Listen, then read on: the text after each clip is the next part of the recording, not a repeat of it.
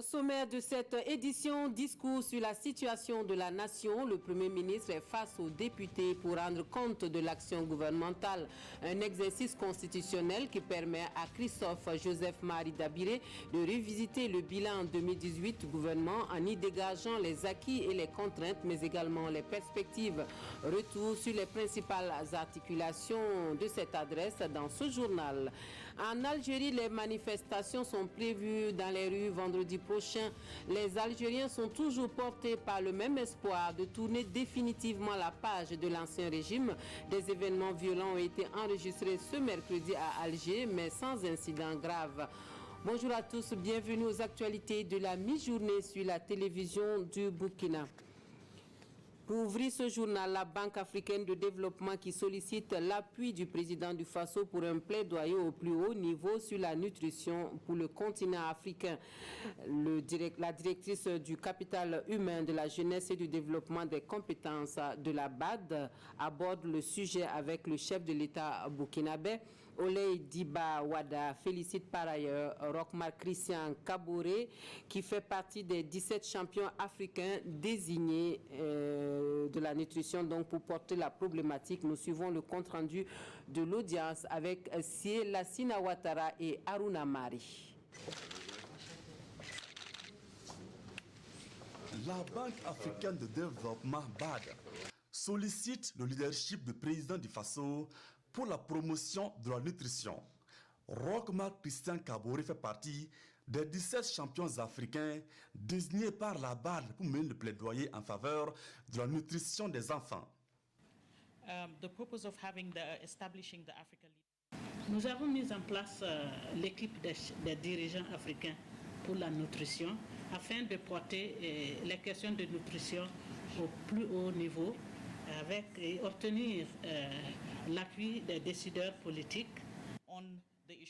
La BAD félicite le Burkina Faso qui dispose d'une stratégie nationale en la matière. Pour l'implémentation de cette initiative, la BAD présente au président du Faso sa feuille de route sur la nutrition. Le premier domaine porte sur la mise en place d'une stratégie multisectorielle de promotion de la nutrition et l'organisation d'une table ronde de mobilisation de fonds. Le deuxième domaine porte sur la mobilisation des ressources internes à travers le budget national, la désignation d'un point focal au plus haut niveau, donc un point focal politique qui appuiera le secrétariat technique de la nutrition. L'institution financière multinationale exprime également sa solidarité et son appui au gouvernement burkinabé et toute sa compassion aux victimes des attaques terroristes au Burkina Faso. Autre actualité, face à une situation nationale marquée par l'insécurité et la fronde sociale, le Front patriotique pour le renouveau appelle à un remaniement ministériel d'urgence pour mettre en place un gouvernement offensif pour sauver le Burkina Faso, selon les mots du principal leader du FPR. Selon Aristide Ouedraogo, le pays va de mal en pis, d'où son appel au Burkinabé au réveil et au sursaut patriotique pour l'avenir du Faso. Les responsables du FPR étaient face à la presse à Ouagadougou. Le compte rendu avec Roger Bembamba et Moumouni Soubeiga. Le FPR, le Front patriotique pour le renouveau, dit être inquiet de la situation nationale. Face à la presse, le président de ce parti de l'opposition cite comme preuve les attaques des lieux de culte, les enlèvements de personnes, la fermeture des écoles dans certaines régions et la fronde sociale. Comme solution, le président du FPR propose un nouveau remaniement ministériel. Dans l'analyse profonde de ce gouvernement, de sa composition et de son opérationnalisation, nous nous rendons compte qu'il ressemble beaucoup plus à un gouvernement en période de vache grasse. Mais nous sommes en période où on a véritablement besoin d'un gouvernement de combat qui est sur le terrain à mesure de défendre les Burkinabés. Nous ne sentons pas cela de ce gouvernement. Nous souhaitons un gouvernement resserré qui tienne compte des réalités réelles. Sur la question du dialogue politique, le FPR dit être partant, mais avec des conditions. Que ce dialogue ait lieu et qu'on demande au FPR de participer, nous allons participer sereinement et dans la sincérité. Si le FPR ne doit pas participer, et également on se rend compte que les conclusions du dialogue ne profitent pas au peuple burkinabé, nous allons dire également ce que nous en pensons. Et engager également, voilà, les méthodes de lutte démocratique que la Constitution nous autorise. À la question de savoir si le FPR a déjà son candidat pour la présidentielle de 2020, le président estime que la course à l'élection présidentielle n'est pas une question prioritaire. Pour le docteur Aristide Ouedraogo, c'est la paix et la stabilité du pays qui le préoccupent d'abord. Pour booster l'entrepreneuriat des jeunes à Bobo Dioulasso, 1200 projets portés par les jeunes sont retenus pour bénéficier de financement dans le cadre du projet d'emploi des jeunes et développement de compétences avec l'appui de la Banque mondiale. Cette étape franchie, il faut maintenant veiller à ce que les plans d'affaires soient les plus compétitifs possibles pour la réussite des unités économiques en projet. Pour cela, une formation est initiée sur la sélection donc, de la compétition des plans d'affaires et qui met également en garde contre les arnaqueurs. Reportage Lamine Karantaou, Amadou Lougué. L'Association pour la promotion de l'élevage au Sahel et en savane APES et le projet 3 frontières mettent en place une plateforme d'innovation lait au profit des acteurs de la chaîne de la filière lait. Quatrième du genre, cette plateforme vise à appuyer le développement socio-économique et à renforcer la cohésion sociale dans les territoires transfrontaliers. C'est un espace d'échange, de réflexion, de diagnostic, de proposition de solutions, d'application des innovations et de mesure des impacts de toutes les innovations dans tout ce qui concerne le lait. Il y a les producteurs, il y a les collecteurs, il y a les transformateurs, il y a les distributeurs, il y a les vendeurs d'aliments bétail, les équipementiers, tous les acteurs qui peuvent être importants pour accompagner la chaîne de valeur laitière. À travers cette plateforme d'innovation, le renforcement des capacités et l'accompagnement des acteurs seront les principaux axes. Il y aura le renforcement des capacités des acteurs sur des thématiques spécifiques qu'ils auront choisies, identifiées pour pouvoir les accompagner dans la mise en œuvre de leur activité. Il y aura aussi des appuis qui seront donnés en termes d'aliments bétail, en termes de petits matériels et équipements des mini-laiteries pour faciliter la transformation, en termes de matériel pour conserver le lait. Et à travers la plateforme, on va les accompagner pour mettre en place un plan d'affaires. Et le plan d'affaires sera vendu à tous les partenaires. On dit l'or, là, c'est pour les hommes, mais nous, les femmes aussi, notre l'or blanc, c'est du lait. Donc, on remercie beaucoup les gens qui ont pensé de placer la plateforme dans la région du Sahel. L'initiative de la plateforme d'innovation au profit de la filière lait développée par APES place les producteurs au cœur de la recherche et de la production pour un secteur lait plus rayonnant. Voilà, vous venez plutôt de suivre une plateforme d'innovation pour booster, comme vous l'avez compris dans le reportage, la filière laitière au Burkina Faso en général et dans la région du Sahel en particulier. Et ici, à la régie, l'on est prêt pour suivre le reportage sur l'entrepreneuriat des jeunes à Bobo Dioulasso avec la compétition sur les plans d'affaires. Cette étape qui est franchie, il faut maintenant veiller à ce que les plans d'affaires soient les plus compétitifs possible pour la réussite des unités économiques en projet. C'est donc pour cela cette formation qui est initiée sur la sélection des plans d'affaires et qui met également en garde contre les arnaqueurs. Le reportage est signé Lamine Karantao et Amadou Lougué.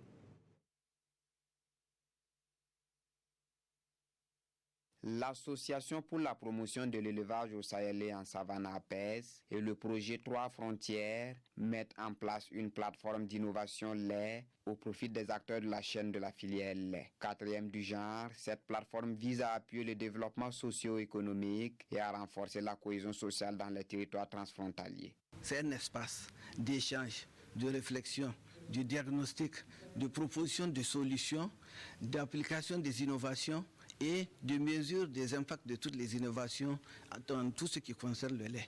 Il y a les producteurs, il y a les collecteurs, il y a les transformateurs, il y a les distributeurs, il y a les vendeurs d'aliments bétail, les équipementiers, tous les acteurs qui peuvent être importants pour accompagner la chaîne de valeur laitière.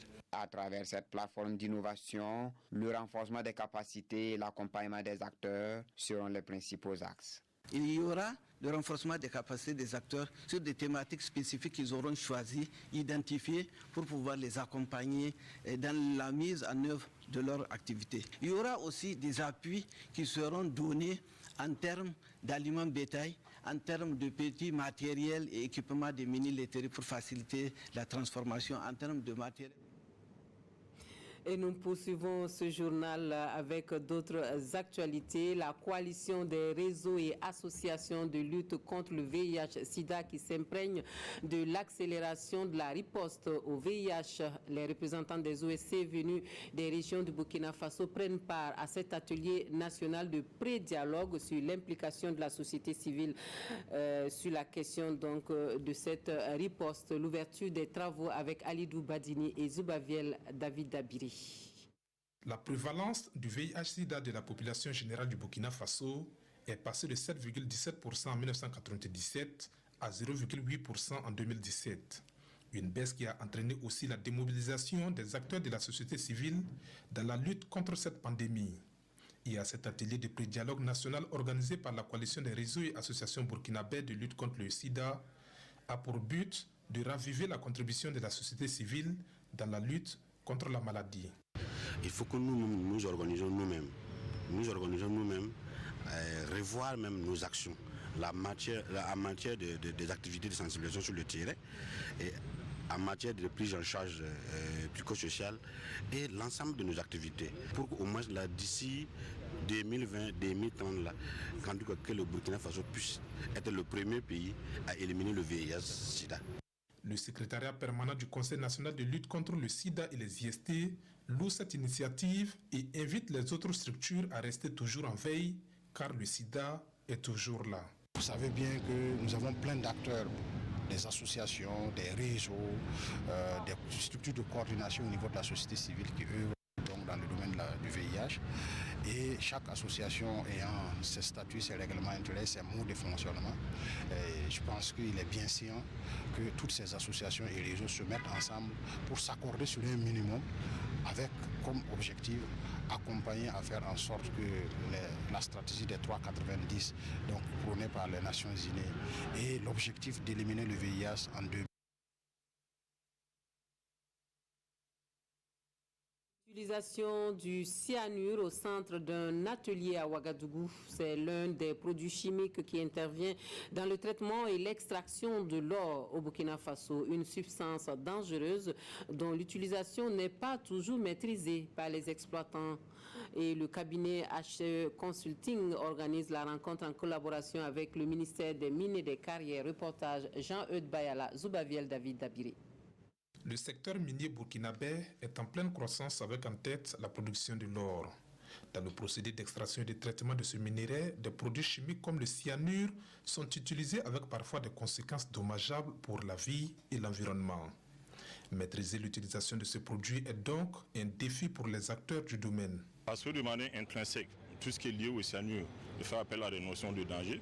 Donc on sait que c'est un produit qui est intrinsèquement dangereux pour les personnes qui manipulent et pour les transporteurs et pour toute personne en contact et notamment pour l'environnement également.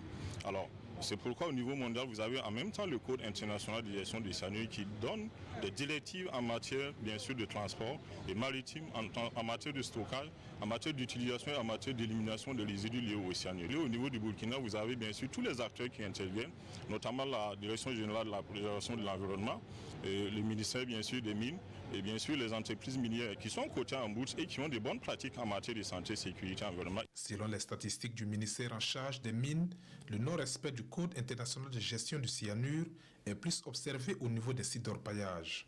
Et pour changer la donne, les initiateurs de cet atelier ont leur stratégie. Il y a des structures établies qui encadrent et qui essaient de sensibiliser ces orpailleurs-là face aux néfastes de ces produits. Donc nous pouvons à tout moment être associés en matière de formation, d'information, pour que les gens puissent comprendre qu'il ne sert à rien d'utiliser un produit chimique, que soi-même on va périr, parce qu'au-delà des aspects environnementaux, il y a la capacité bien sûr de pouvoir porter atteinte à la personne même qui manipule ces produits. Les initiateurs de cette rencontre espèrent une appropriation de ces normes d'utilisation du cyanure par les orpailleurs, et ce, dans le but de sauver des vies et de sauvegarder l'environnement. Et puis ce ouf de soulagement en matière de sécurité routière, la circulation des véhicules poids lourds est interdite dans la journée. Dans la ville de Ouagadougou, ces véhicules ne sont autorisés à circuler que de nuit entre 22h et 5h du matin. Un arrêté est signé dans ce sens le 7 mai dernier. L'information est portée à la connaissance des organisations des transporteurs, les chauffeurs et les forces de sécurité. Un atelier pour l'appropriation de l'arrêté se tient depuis ce matin à Ouagadougou. Reportage Yacouba Gamene, Iniwalko Janine Kambiri.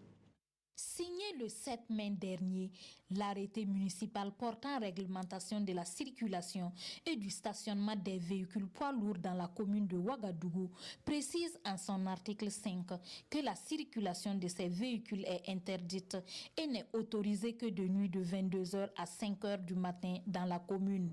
L'arrêté précise d'une part les axes qui sont autorisés et les heures auxquelles les camions peuvent circuler.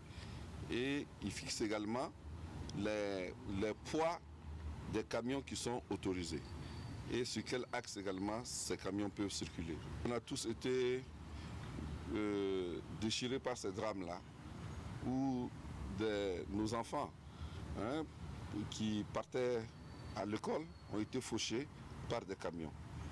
Cela nous a beaucoup peiné. Une tragédie faisant de la sécurité routière une préoccupation réelle pour les populations. Les organisations des transporteurs, les chauffeurs routiers et les forces de sécurité s'approprient le document pour plus d'efficacité et d'efficience dans son application. Nous marquons notre adhésion dans la forme de la réglementation de la circulation dans la ville de Ouagadougou. Mais dans le fond, donc ça sera des discussions techniques et nous allons essayer de travailler avec la mairie pour qu'il y ait une vitalité dans la ville de Ouagadougou. Tout contrevenant s'expose à des sanctions avec une mise en fourrière du véhicule et d'autres sanctions prévues par les lois et réglementations en vigueur. Il faut alors agir vite et bien avec le concours de tous car tout le monde est concerné. Le conseil municipal inscrit aussi son action dans le cadre global de l'amélioration de la mobilité urbaine conformément à son programme de mandat 2016-2021.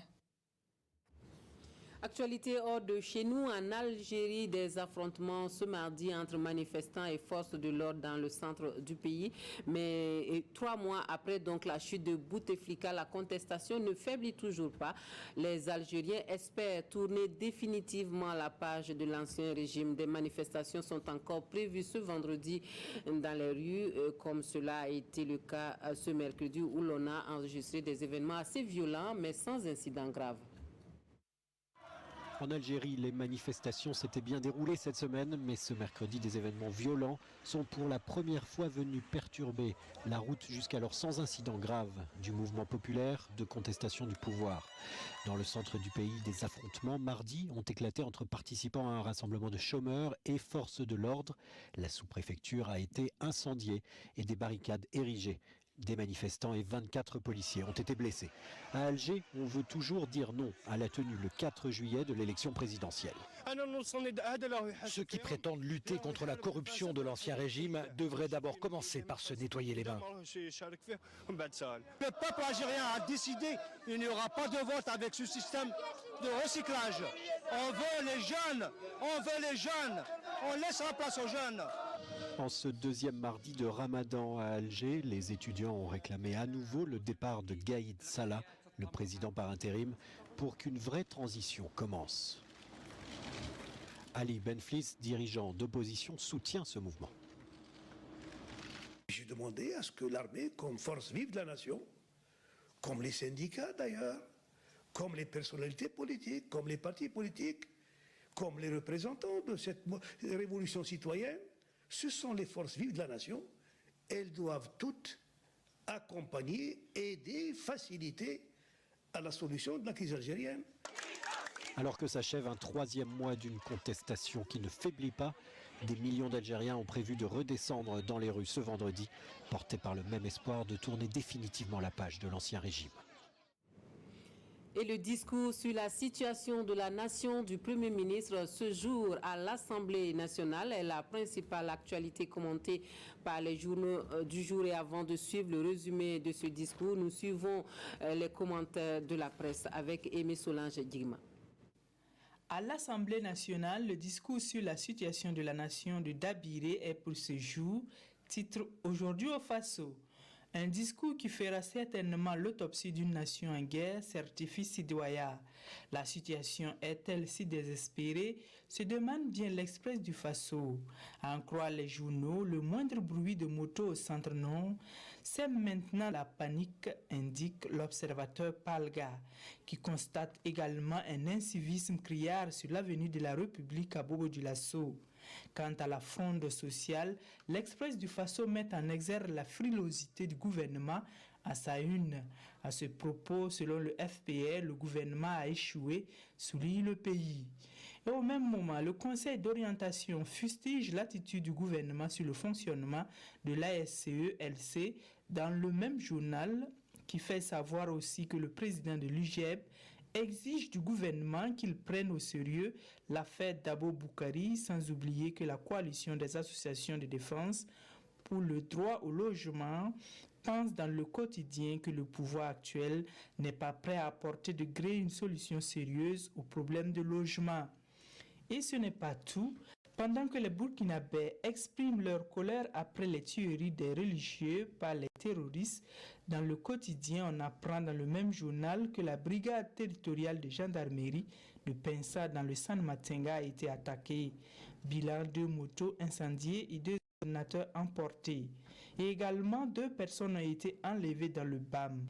Bref, devant cette situation, l'Express du Faso pense que le Burkina a besoin d'être refondé en retournant aux fondamentaux de notre société. Mais pour le pays, la foi peut être une arme contre le terrorisme et en la matière, nos croyances traditionnelles qui ont fait de l'hospitalité et du dialogue entre cultures le socle du Burkina ont aussi des trésors d'énergie à libérer, conclut ce journal. Le Premier ministre est donc à l'Assemblée nationale ce jour pour son premier discours sur la situation de la nation. Christophe Joseph-Marie Dabiré fait le bilan de l'action gouvernementale et dégage les acquis et les insuffisances, mais également les perspectives pour l'atteinte des objectifs du programme présidentiel. Le chef du gouvernement, à l'entame de son adresse à l'hémicycle, appelle tous les Burkinabés à la réalisation d'un objectif qui est la consolidation des valeurs fondamentales de paix et de cohésion sociale. Voici les temps forts de ce discours avec Omar Zomri. Sécurité, économie, développement, remous sociaux, bref, le Premier ministre fait le tour d'horizon de la situation nationale. D'entrée de jeu, le chef du gouvernement évoque la situation sécuritaire préoccupante du pays. Pour Christophe Joseph-Marie Dabiré, la stratégie de ceux qui sèment la terreur au Burkina Faso est sans ambiguïté. Après l'échec de leur tentative de diviser les communautés, ils s'attaquent désormais aux religions. Le chef du gouvernement demande au peuple burkinabé de se montrer solidaire et de barrer la route aux terroristes. Il affirme également son soutien aux populations déplacées internes qui sont accueillies et protégées dans les sites d'accueil du Sahel, du centre-nord, du nord, de l'est et du centre. Outre les opérations militaires en vue d'annihiler les forces du mal, le gouvernement a mis en place le programme d'urgence pour le Sahel, le PUS. Au total, 154 projets d'investissement d'un montant de 111 milliards de francs CFA dans les domaines socio-économiques, de la sécurité et de la gouvernance ont été exécutés, pour la plupart entièrement en 2018. À ces investissements s'ajoutent ceux du PADEL, le programme d'appui au développement des économies locales. Ce programme a investi plus de 3 milliards de francs CFA en faveur de 797 promoteurs d'unités de production informelle. Plusieurs infrastructures socio-économiques ont été aussi réalisées, ainsi que le financement de 617 micro-entreprises promues par les femmes et les jeunes. La crise sociale que traverse le pays à travers les nombreux sittings et appels à la grève n'a pas été occultée. Pour régler définitivement la question des traitements des salariés de l'État, le gouvernement a entrepris une réforme du système de rémunération des agents de la fonction publique. Le Premier ministre réitère l'appel de Roch-Marc Christian Kaboré à une trêve sociale. Pour lui, cette trêve est indispensable en vue d'instaurer un climat de sérénité favorable à la mise en œuvre des différentes réformes. Le contexte sécuritaire difficile et les remous sociaux ont eu un impact, certes, sur l'économie, mais n'ont pas stoppé le développement du pays pour autant. Le pays a su être résilient face à ces difficultés. L'activité économique observée depuis 2016 s'est renforcée en 2018. Le taux de croissance économique est ressorti à 6,6% en 2018 contre 6,3% en 2017. Sur le plan diplomatique, l'axe Ouagadougou-Pékin s'est renforcé. Un partenariat gagnant-gagnant et qui est promoteur sur le plan de la réalisation d'infrastructures nationales et sous-régionales, affirme Christophe Dabiré. L'éligibilité du pays au deuxième compact du MCC, le Millennium Challenge Corporation, témoigne des bonnes relations avec les États-Unis. Le Burkina Faso a également renforcé sa coopération avec la France dans le cadre de la lutte contre le terrorisme. Le terrorisme impacte négativement le cursus scolaire des élèves qui se trouvent dans les zones affectées avec la fermeture de plusieurs écoles. Pour faire face à cette situation, le gouvernement a pris des mesures afin de regrouper les élèves en classe d'examen des écoles fermées. En termes d'investissement dans le milieu éducatif, le gouvernement a lancé la construction de 6 lycées scientifiques, 2 lycées techniques, de 5 lycées professionnels et de 5 centres d'enseignement et de formation technique et professionnelle. Sur le volet santé, le gouvernement a poursuivi la construction des infrastructures sanitaires sur toute l'étendue du territoire national. L'on note le renforcement des plateaux techniques des structures de santé avec l'acquisition d'unités de dialyse pour les centres hospitaliers universitaires Soro-Sanou et Tenganugo. Le gouvernement a aussi procédé à la normalisation de 270 formations sanitaires en CSPS sur un total de 304. 30 CSPS de chefs-lieux de communes rurales ont été transformés en centres médicaux. Parlant toujours d'infrastructures, mais cette fois-ci de désenclavement, le gouvernement a achevé la construction de 591 km de routes et de voiries urbaines. 664 km sont en cours d'exécution. En plus des routes et voiries urbaines, le gouvernement a construit et entretenu environ 1829 km de pistes rurales et réalisé d'importants ouvrages de franchissement. Désenclavement toujours, le pays est en pourparlers avec le Ghana pour la réalisation d'une interconnexion ferroviaire. La coopération Burkina Faso-Ghana s'est déjà matérialisée dans le domaine énergétique. Le pays a accru son offre énergétique avec l'importation de 50 MW. Quant à l'interconnexion énergétique Abidjan-Ouagadougou, le Burkina Faso a œuvré pour le rehaussement et le maintien de la fourniture en électricité de 70 MW. Des efforts sont aussi consentis pour rehausser la fourniture locale en énergie à travers la construction des centrales thermiques et photovoltaïques. Le Premier ministre Christophe Dabiré salue le dynamisme de la presse burkinabé et réaffirme la volonté du gouvernement à assurer la liberté de la presse. Et en termes de liberté de presse, le Burkina Faso est classé selon le Reporters sans frontières 4e au niveau africain et 36e mondial sur 180 pays. Pour améliorer la qualité de la presse, le gouvernement met une ligne de crédit de 667 millions de francs CFA pour financer les entreprises de presse. Sur le plan culturel, le gouvernement a apporté son appui financier et technique à 47 projets d'opérateurs culturels pour un montant de 357 millions de francs CFA. Il a aussi accordé une subvention à 9 projets de production cinématographique à hauteur d'1 milliard de francs CFA. Le Premier ministre Christophe Dabiré salue la performance des athlètes burkinabés en karaté-do, cyclisme et en log lift. Il les exhorte à toujours porter très haut le drapeau du Burkina Faso. Voilà, vous pourrez suivre tout à l'heure à partir de 15h les réponses du moins du Premier ministre aux questions des députés. Ce sera toujours en direct des antennes de votre télévision nationale. Fin de cette session d'information. Merci de nous avoir suivis. Excellent après-midi à tous.